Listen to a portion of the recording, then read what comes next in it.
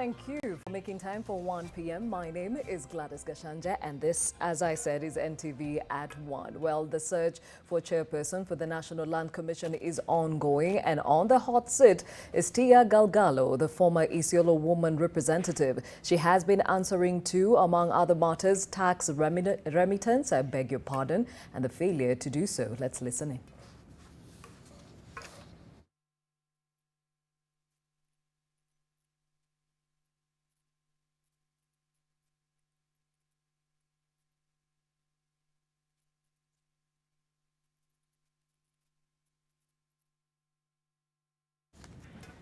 We apologize for that technical hitch. We'll get you that feed as soon as we can get the sound on it.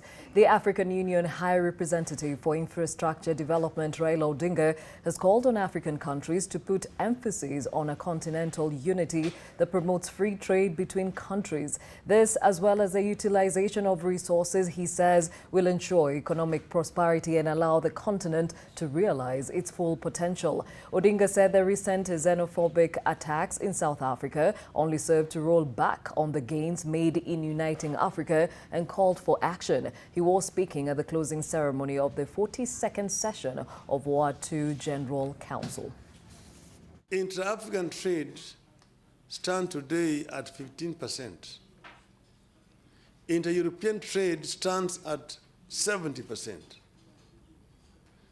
Inter-Asian trade stands at 50%. That means that Africa trades more with the external world than with itself. And this is what we want to reverse. When we trade more, we create work for our people. It is therefore very disturbing that today South Africans would be killing fellow Africans who have gone there. People who have been liberated from apartheid with the efforts of all Africa. This is completely unacceptable. It is a shame on Africa that this should be happening on our continent. And therefore, we've urged our fellow the leaders in South Africa to rise up and wake up and walk the talk. It is not only enough to condemn such acts. Back to our top story. The search for chairperson for the National Land Commission is ongoing, and on the hot seat is Tia Galgalo, the former Isiolo woman representative. Let's listen in. Of money, but again, listing, because sometimes, and have no problem, because I've already indicated that. I've also calculated, by the way, that's why I'm saying 116, and I already have the document. So for me, it was not by any chance trying to hide anything behind on what I've done. What is out of order? Chair, let the nominee be very clear. She's saying that she has never gone through this. And according to my knowledge, being a CEC, she must have been vetted at the county assembly. So let her share whether in the county assembly she did not encounter such a question, because this is a very mandatory when somebody is undergoing vetting for a public office. This is part of the information which is supposed to be shared. Thank you, Honorable. Yes, Honorable Kingara. On top of that, Madam Chair, I think even animals have value. I think they have value. Getting the animals from? Or the listed animals? Well, she has said... No quantity, no value share. She has indicated... Then there is KRA. She has indicated, honorable members, that her net worth is 116 million. And I think it puts together the animals and everything else. So can we take that and say that there is a far that we can go in terms of the tax issue? And we have the authority giving us the report on Wednesday at 10 a.m. So then we will be able to get the information. Let me say that. Unless there is another pressing matter. Madam, is including it pressing on the issue of tax?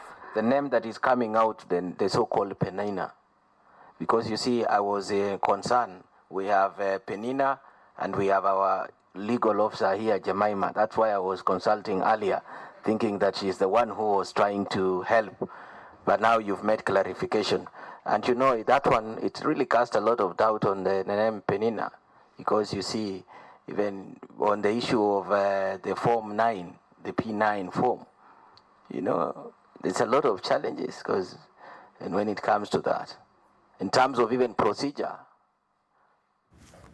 Former woman Rep Tia Galgalo on that hot seat as she gets vetted for the NLC top job. Well, we'll keep an eye on the same and bring you up to speed as soon as we get more details coming from that session. Now, 3 people have been arrested after what police say is repackaging of expired rice in Kariobangi, Nairobi. The grain was allegedly meant to be sold to unsuspecting consumers in Nairobi before the suspects were apprehended. The consignment is to be tested as police seek to build a case against the suspects, and according to officers from the anti-counterfeit agency, cases of unscrupulous businessmen operating illegally while evading tax is on the rise and is now getting to dangerous levels as the health of Kenyans is now at risk. The Happy Family is a brand protected within the country, and the owners might not be aware. And this person who is doing this, when we ask for the authority letter, he does not have that. What he's doing is illegal, and I will take it up with our colleagues as we unearth more issues. The Kenya Plantation and Agricultural Workers Union says the NTV expose on the suffering of female workers in flower farms in Naivasha lacked the union's input.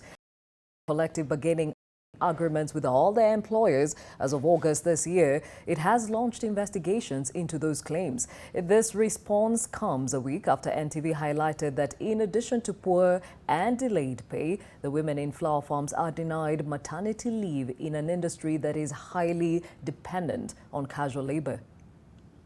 If the report is true, then the management in the affected farms have violated the collective bargaining agreement, and the Kenya Plantation and Agricultural Workers Union is ready to investigate this matter and address together with the Agricultural Employers Association. The flower sector in this particular CBA, it has a clause of maternity. And this particular clause of maternity stipulates very clearly that employees, especially the breastfeeding mothers, what conditions they are supposed to be given. And therefore, they are given even 1 hour per day to go and breastfeed mothers. They are supposed to be given light duties every now and again for the period of 3 months. They are also allowed to enjoy annual leave for that particular year. Therefore, the allegations that were leveled against Plantation, those are not the facts on the ground. And we want to tell the Kenyan people that Plantation Union is a well-organized organization. There is no way a mother who is pregnant and supposed to go for maternity leave will be denied maternity leave. They enjoy the maternity leaves, they enjoy the leaves, and even when somebody has worked for overtime, he must be compensated for the time worked as per the CBA. So whatever I'm seeing here, or whatever we saw recently in one of our dailies, it was very wrong. Two county martyrs and governors from Ukambani stand accused of illegal investments in their counties, as well as snubbing Senate committee summons to respond to audit queries. Now, Kitui, Machakos and Makueni governors, respectively, that is Charity Ngilu, Alfred Mutua and Kivutha Kibwana, are to be summoned by the Senate's Investment Committee for what has been termed as irresponsible expenditure of public funds. The Senate County Public Accounts and Investment Committee's chair, Moses Kajwang, says the Senate is investigating various projects which were allegedly illegally set up by the governors of Machakos, Kitui and Makueni counties. Yes, there are cases where governors are not using public resources properly. Na ndio maana tulikuja hapa Ukambani ili tuwaulize magavana hayo maswali. Kajwang cited the Kitui County Textile Center, Kikotech. Kitui Senator Enoch Wambua and the Kitui County Assembly have accused Governor Charity Ngilu of setting it up with neither MCA's approval nor the required legal policy framework. Gavana haezi anza mradi hata kama mradi ni mzuri kiasi gani bila kufuatilia mahitaji ama kufuatilia vipengele vya katiba na vya sheria. The law must be followed and the law must be applied. Na hiyo sheria inasema kwamba miradi kama hayo ya county corporations lazima zipite kwa bunge ya assembly na lazima zifuate certain provisions of the county government. Makueni Governor Kivutha Kibwana, who has largely been perceived as a development-conscious leader of integrity, also stands accused of unlawful operations. Tumepata ripoti kuhusu miradi zaidi ya 10, miradi ambazo wananchi wanaona kwamba mali ya umma ilitumika lakini hakuna faida, na kuna miradi zingine pia wanasema kwamba mali ya umma iliwekwa lakini ikaenda kwa mifuko ya watu binafsi. He also warned the county bosses against failing to honor summons to appear before the committee to respond to audit queries. Tumesema tutarudi na tumesema kwamba wakati tutarudi we shall issue summons. Haitakuwa barua, haitakuwa tafadhali. Itakuwa ni lazima kwa hao governors kuwajibika mbele ya kamati ya Senate. These warning shots being fired after both Machakos Governor Alfred Mutua and his Makueni counterpart Kivutha Kibwana failed to appear before the House team as instructed. The second edition of the Senate Mashinani has been ongoing in Kitui County. Melanie Kibunja, NTV. To Tana River County, and it's all music, pomp and dance in the county as residents celebrate their first ever cultural festival. The event, which has also brought together guests from across the country, is currently underway at the county's headquarters in Holler. The event is aimed at fostering peace in the conflict-prone county that has been profiled for its sporadic violences over water and pasture. NTV's Silas Apollo has been camping in the county since Wednesday and now joins us live. Silas, I'm sure the atmosphere is a burst of culture. Paint the picture for us of what's going on there.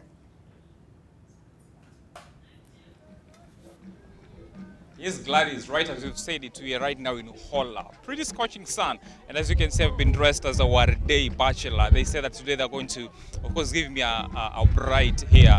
They say I'm capable of being a man in the Warday culture. So it's a pretty interesting day today in Holler.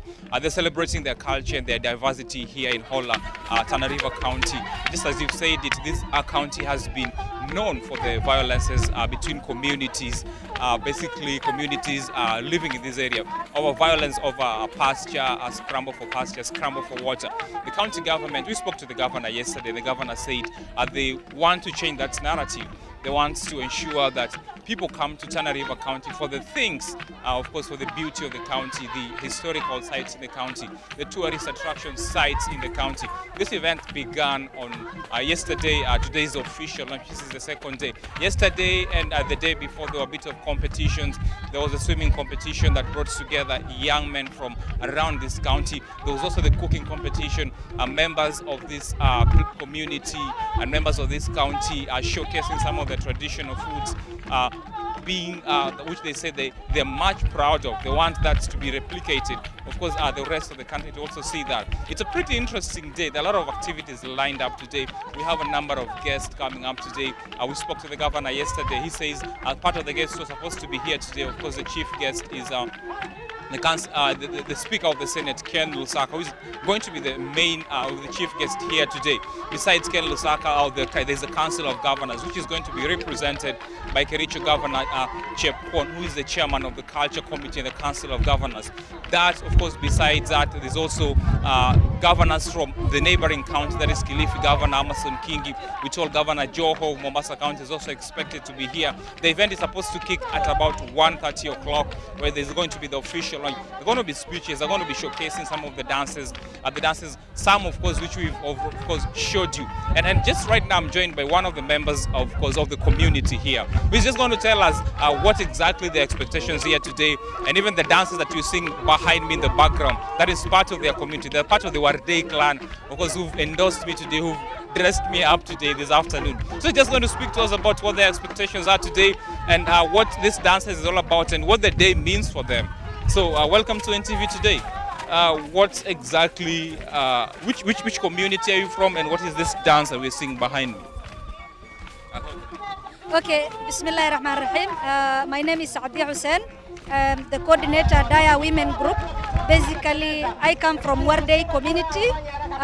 Here we are just showcasing our good cultures, the good cultures and the identity, and also the dressing attire, the traditional houses, traditional foods, everything about our culture, and also how to bring unity amongst all the communities here in Tana River, because people know Tana River as a hostile place, as a place of insecurity because of the inter-clan clashes and all that. But now we are bringing every community here together without looking at without marginalizing any community. No community has actually been left behind. We have all the community, the indigenous communities in Tana River coming together. And what you could just briefly tell us about the dance that is in the background. What kind of songs are you singing, and what is the dance about? Okay, this one is like a celebration. We are celebrating when we are having a bride and a bridegroom, like wedding day. During wedding day celebrations, this is how we feel happy. We are just happy about our beautiful culture. But as Daya women, we are against all the harmful cultures. Like for instance, we are promoting our good cultures. This is a culture that gives us identity. Like the way I'm dressed like a Muslim lady. Now we are leaving behind our good cultures because of the religion. But again, we are not leaving behind issues like FGM and child marriages, which does not give us identity. So basically what we are portraying today to the world and to the entire country is that we really need to embrace the good cultures, but abandon completely the harmful cultures like FGM, female genital mutilation. Thank you. All right, there, Gladys, you've had it. They're pretty much excited about the day today. It's an interesting one. It's pretty hot one here in Tana River County, but the reception and the warm reception from residents has been immensely wonderful and warm. And so we'll be keeping tabs and we're keeping camp here. Of course, there's also another competition tomorrow. There's going to be a swimming competition tomorrow. There's going to be more cooking competition tomorrow. And just as they've said, it's going to be an interesting day. They want the whole country to, of course, know some of the heritage, some of the good things, and some of the treasures that are found in this country. We'll be keeping tabs and we'll be updating you in our subsequent bulletins. But for me and my team here in Tana River, I think now it's time that I was taken to my heart, of course, to get my bride. They say that I'm a bachelor, and it's time I got engaged and, of course, see the way forward. So back to Gladys in studio. All the best to you, Silas Apollo there, dressed as a Warde bachelor, hoping that he finds a good thing. As the good book says, he who finds a wife finds a good thing. Well, that's the first ever cultural festival being held in Tana River, to be precise, the headquarters of the county, which is in Hola, and more pictures, sound and the color coming from that event in our subsequent bulletins. To other day top stories, and the management of Apex Steel Company in Athi River struggled to explain how they dispose their waste when put to task by the Machakos County Assembly Committee on Environment. The committee toured River Athi to establish the cause of its pollution following NTV's expose toxic flow. The legislators say they noted how the river's waters turned green and bore a foul smell, and the committee has urged residents using the contaminated water for irrigation to stop doing so until the river is cleaned. They further urged the county government of Machakos to allocate more resources to Maboko Water and Sewerage Company to enable it construct more sewer lines and treatment plants. Tumekaa huku Athi River kwa muda. Kama mimi ni mzaliwa wa Athi River. Kutoka 1982 niko Athi River. Hii mto nimekuwa nikikunywa maji. Siku hizi Athi River iko na uhaba wa maji. Hatupati maji vile inavyostahili. Imekuwa ni concern kubwa sana hasa kwa watu wa Athi River sababu ya hiyo uchafu.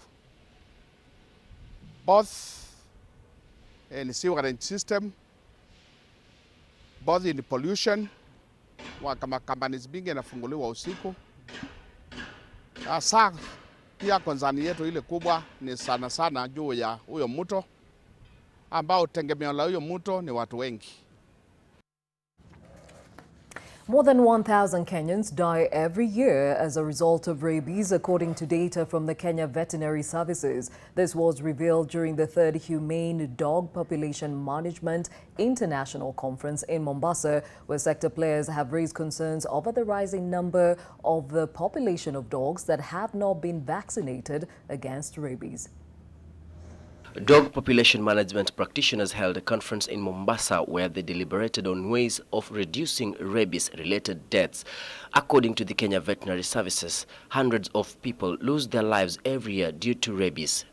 The department now wants a zoonotic disease unit created to deal with dog vaccination and population management. Kenya is losing over 1,000 Kenyans from rabies every year, and some of these figures are not even reported, because some of the parts are very remote and the figures do not come here.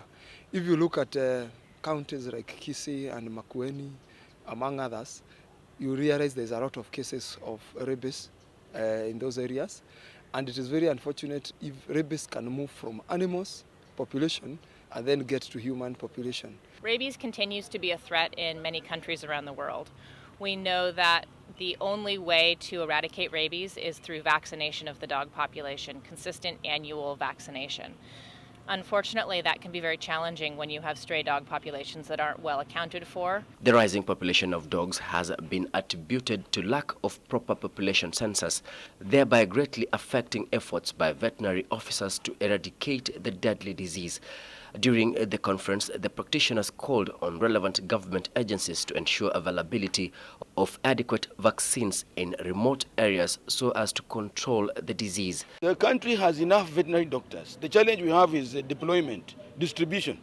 So we have areas where we have viable veterinary practice, like the urban centers, where clients can pay for services. Worldwide, the population of dogs varies greatly. The vast majority of dogs are owned dogs or were originally owned dogs. And so although there's a lot of talk about stray dogs that we're unable to manage, what we know for sure is that the vast majority of dogs are owned and that the focus needs to be on responsible pet ownership. The conference also highlighted ways to manage the reproductive trends of the man's best friend, while at the same time condemning the use of poison to control dog population. Kevin Mutai, NTV, Mombasa. With this kind of distribution. Away from that, losses due to aflatoxin contamination in maize and groundnuts will soon be a thing of the past as the government begins awareness creation on a product known as Afla Safe that has been designed to protect the crop from contamination in the field. Afla Safe KE01 is a bioproduct created by the Kenya Agricultural and Livestock Research Organization at the Katumani Center and is used while the crop is still in the field at the rate of 4 kilos per acre. The product is yet to be commercialized, and the Ministry of Agriculture has asked county governments at risk of aflatoxin poisoning to partner with Calro to ensure that farmers have easy access to the product. Speaking during the official opening of Kitale Show and Trade Fair, Agriculture Cabinet Secretary, that is Mwangi Kiunjuri, urged county governments in maize-growing areas to set aside resources to purchase the product. Lakini ukulima kama biashara umepotea. Umekuwa badala ya kuwa kilimo biashara imekuwa kilimo hasara kwa mkulima. Shall soon be launching the AfraSafe modular manufacturing plant located in Katumani in Machakos County. I urge county government in maize growing areas to set aside resources to purchase this product in order to manage maize and groundnut crops losses occasioned by aflatoxin. Now imagine being in the remotest of regions in Kenya and still able to have free internet access. This is going to be a reality in the next 2 weeks through a Tech for All initiative, which is a global pioneer project by Huawei and will be launching in Eldoret. Mark Masai reports from China. There's so much to see at this expo, but there's one particular thing that brings it closer home.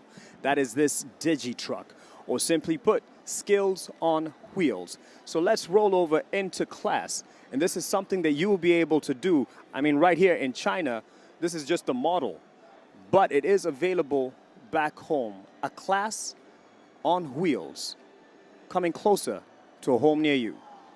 This is the first ever DigiTruck in Kenya that will essentially bring digital learning to remote areas in the country. Whereas a good number of Kenyans get access to internet, it is still a luxury, and that is what Huawei, in partnership with UNESCO East Africa and Close the Gap from Belgium, would like to change. See, if we can do more, we can do more, but quality is very important. This is not a PR thing. It's not about getting 100,000 people, you know, a 1 hour course, a 10-minute thing. That has no value. So they have to get a good quality course, whether it's a 3-day course, a 1-week course, or whatever, that meets their needs. So the numbers are not that important. It has to have a real impact. For us, that's the most important thing. This first truck will serve as a portable hub for learning, equipped with 20 internet-connected computers that will be used to take technology to as many Kenyans as possible.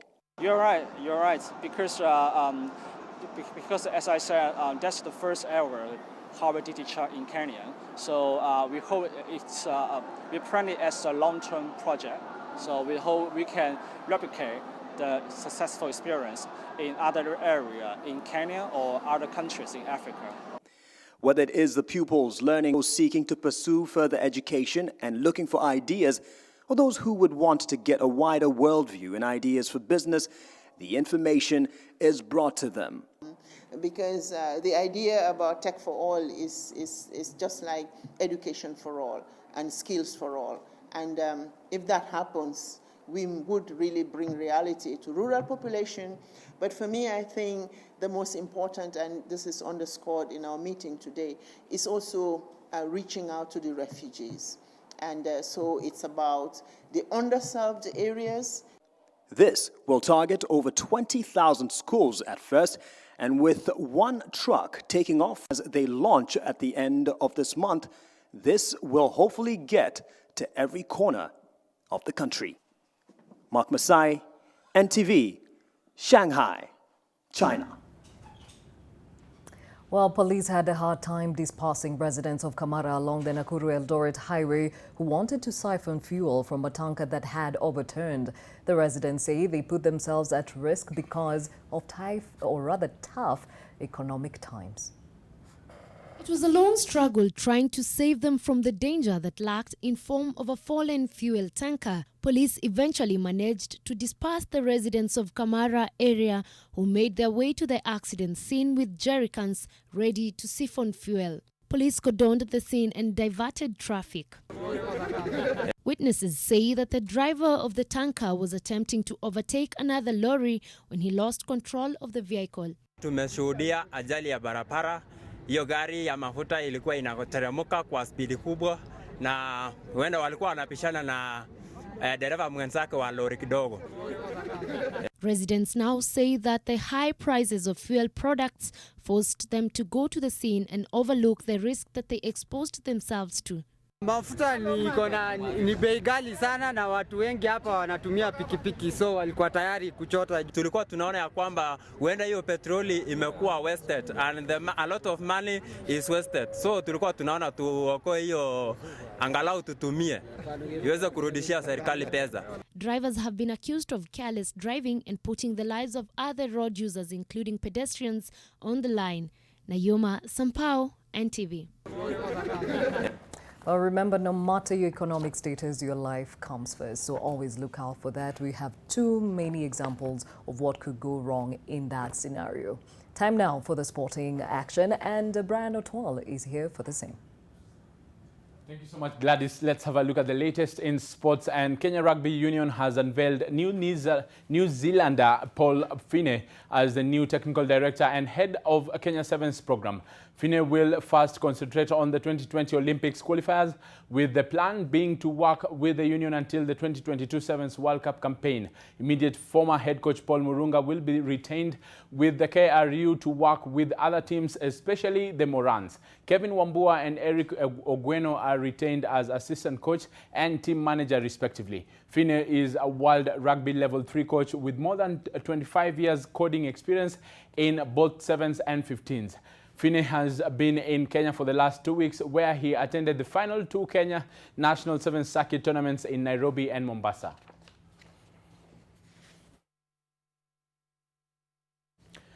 Still on rugby, the world's top rugby nations are poised for the start of the Rugby World Cup, with the outcome as uncertain as any of the previous 8 editions.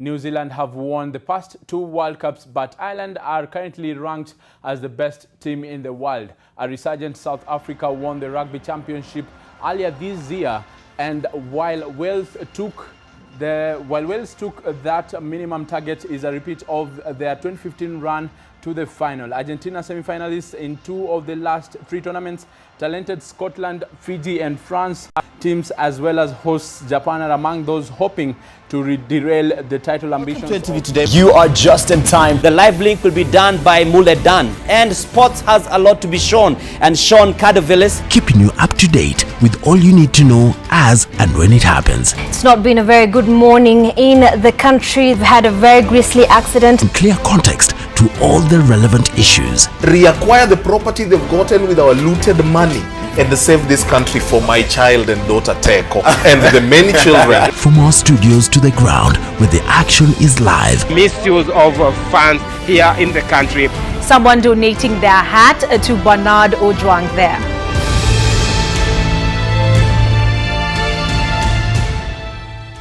Welcome to NTV today. You are just in time. The live link will be done by Muledan, and sports has a lot to be shown. And Sean Cardovillis keeping you up to date with all you need to know as and when it happens. It's not been a very good morning in the country. We've had a very grisly accident. In clear context to all the relevant issues. Reacquire the property they've gotten with our looted money and save this country for my child and daughter Teko and the many children. From our studios to the ground where the action is live. Misuse of funds here in the country.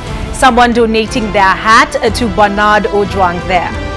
Stages of the championship saw 2017 Deaf Olympics 1500 meters record holder John Koech lead a Kenyan 1-2 in the men's 800 meters event. Martin Gashe bagged silver, with compatriot Kokobi Omare winning bronze in the men's 5,000 meters event. The one champion in 100 meters, Beryl Wamira, continued her dominance, winning gold in the women's 200 meters, with Lynette Wanjala and Ruth Award completing the podium places.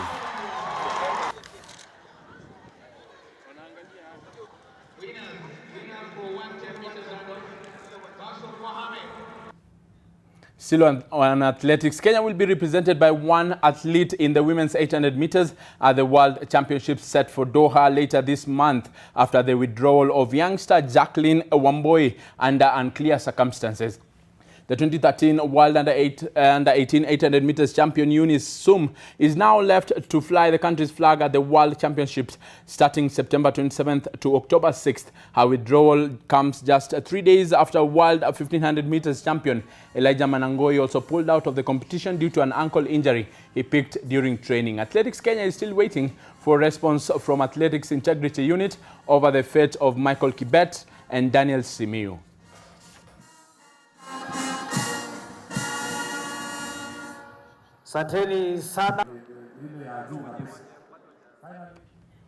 And due to time, Europa, Man U won, Arsenal also won, but results of that in our subsequent bulletins. Back to you, Gladys. Thank you, Brian Otwal. Time for us to bid you farewell this afternoon, but remember, more news coming your way in our subsequent bulletins. My name is Gladys Gachanja, and remember, day 2 of the first ever Tana River Cultural Festival underway in Holler is ongoing, and we shall be crossing over to that in a moment. Stay with us.